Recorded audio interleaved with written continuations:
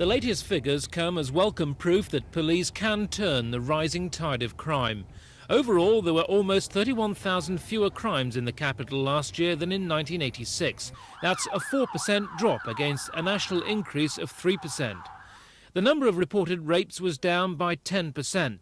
However, the number of street attacks and other assaults rose.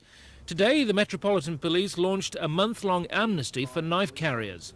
Youngsters are being encouraged to deposit weapons in special bins with no questions asked. These frightening weapons are some of the 400 collected during trial amnesties in Romford, Harrow, West Ham and Chingford. Now the scheme is being extended to 33 police stations. Police hope it'll be one solution to the dramatic increase in knife attacks that left victims such as these scarred for life.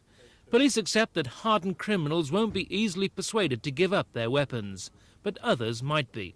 This amnesty will give parents, brothers, sisters, teachers, youth club leaders the opportunity to make a real contribution by persuading young people in possession of knives and offensive weapons to go to the police station and hand them in.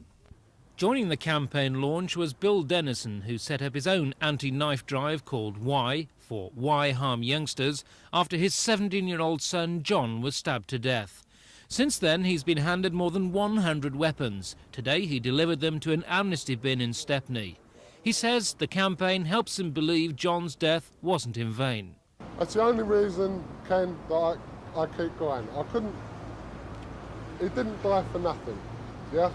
He died perhaps for one person to live over the next 20 years. If that's all he did, to that person's family, it was worth what happened, wasn't it?